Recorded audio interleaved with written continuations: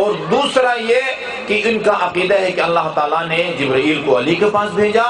اور نعوذ باللہ اس نے خیانت کی اور محمد ابن عبداللہ یعنی رسول اللہ صلی اللہ علیہ وآلہ وسلم کے پاس چلا گیا۔ آپ کی فرشتوں کو بھی شاید نہیں پتہ اس بات کا، لیکن یہ الزام آپ کے اوپر دھر دیا جاتا ہے۔ فَإِنَّهُمْ يَتَعَلَّهُونَ عَلِيًّا۔ ابھی اس سال ہم حج پہ گئے تھے، ہمارے کاروان میں ایک عالم دین تھے اسلام آباد کی کوثر یونیورسٹی جامعۃ الکوثر کے، وہ مدرس ہیں مرزا حسین صابری۔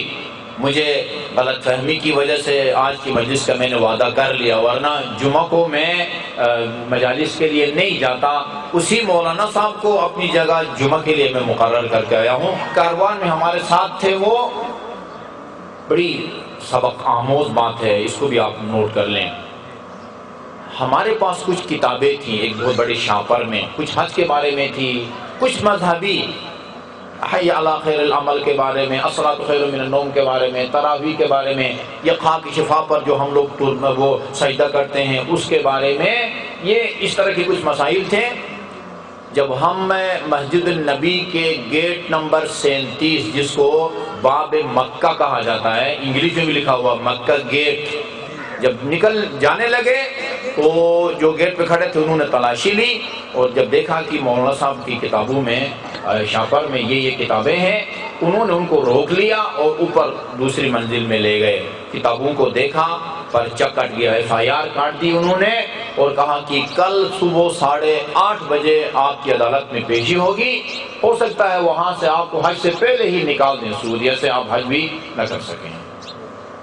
ہم نے اپنے طور پر جو پاکستانی حج کے مشن تھا وہاں ڈائریکٹر مکہ میں، جدہ میں بھی، مکہ میں بھی، سب سے ہم نے رابطہ کیا اور درخواست بنائی۔ ہمارے کاروان کا جو سالار تھا اس نے بھی اور سفارت نے بھی کہ بھئی ہمارا حاجی ہے، اس کے پاس اپنے حاجیوں کو حج کرانے کے لیے اس نے کتابیں رکھی ہوئی تھی، لہذا اور ہمیں پاکستانی حج ڈائریکٹ نے بتایا تھا کہ جو ان کے مولوی ہوتے ہیں وہ تنگ نظر ہوتے ہیں، اور عدالتوں کے جو جج اور قاضی ہوتے ہیں وہ اتنے تنگ نظر نہیں ہوتے، وہ کھلے دل سے آپ کی باتیں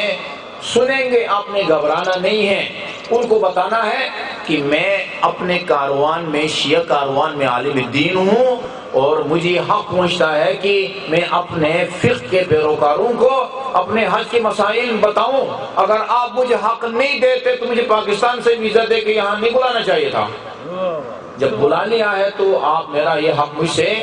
نہیں چھین سکتے، کھل کے بولیں۔ دوسرے دن وہ ان کو حوالات میں بند کر دیا تھا، تو ہم حوالات گئے تاکہ ان کے ساتھ لے کے عدالت میں ان کو پیش کریں۔ حوالات سے 8-10 آدمی اور بھی اس طرح لائے گئے، تو مولانا صاحب کے وہ پاؤں میں بیڑیاں بھی انہوں نے پہنائی تھی، جو ہمارے پاکستان میں خطرناک قسم کے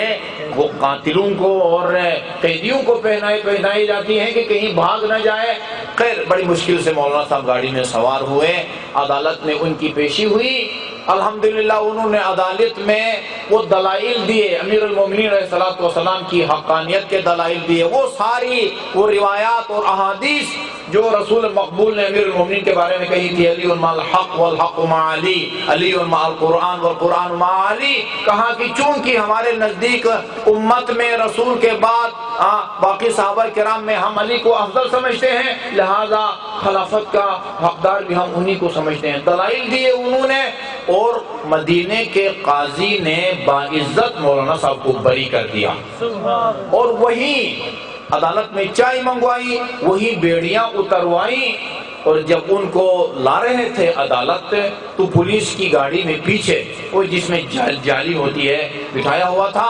واپسی پہ ان کا سامان چونکہ وہ حوالات میں تھا، فرنٹ سیٹ پہ ان کو بٹھا کے اور بڑی عزت سے ان کو بری کیا۔ اب یہ ساری تمہید تھی۔ جو بات افسوسناک آپ کو سنانے والا ہوں وہ یہ ہے کہ مولانا صاحب نے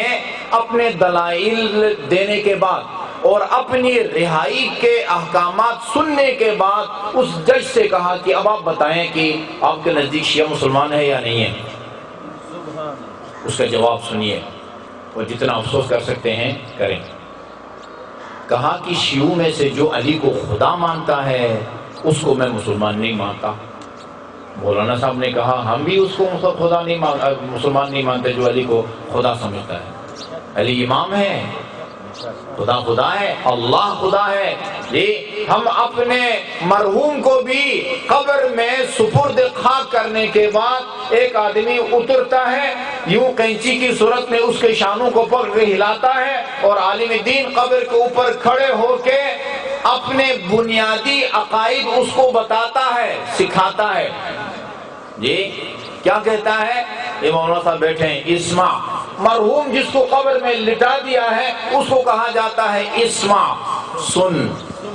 وفہم، اور جو کچھ میں کہہ رہا ہوں اس کو سمجھو۔ اذا اتاک الملکان المقربان رسولین من عند ربک، اللہ کے دو مقرب فرشتے جب تیرے پاس آئیں اور تجھ سے پوچھے من ربک، تیرا رب کون ہے، تیری کتاب کیا ہے، تیرا نبی کون ہے، تیرے امام کون ہے، اور تیرا قبلہ کیا ہے، فلا تخف ولا تحزن، گھبرانے کی بات نہیں ہے، وقل فی جوابہما، جس کو بھی آپ دفن کرتے ہیں جی دو دفعہ آپ تلقین پڑھتے ہیں، ایک دفعہ وہ چنائی سے اور مٹی ڈالنے سے پہلے، اور دوسری دفعہ جب مٹی ڈال لیتے ہیں پانی وغیرہ بھی چھڑکا دیا جاتا ہے اور تشییع جنازے کے لیے آنے والے منتشر ہو جاتے ہیں، ایک مرتبہ پھر عالم دین یہی باتیں اس کو بتاتا ہے۔ جب فرشتے تم سے پوچھیں جواب میں کہنا ہے اللہ ربی، اللہ میرا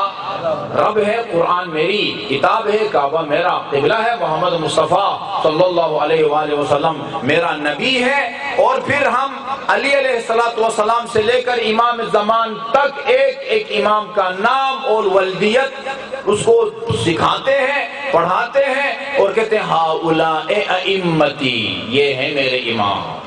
بہم اتولا،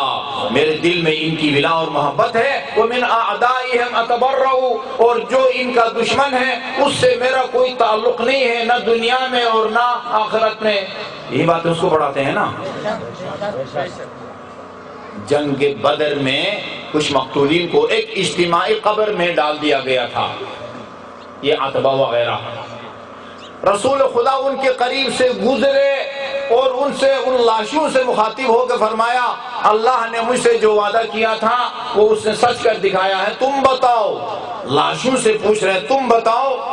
کہ اللہ نے جو وعدہ کیا تھا وہ پورا ہو رہا ہے؟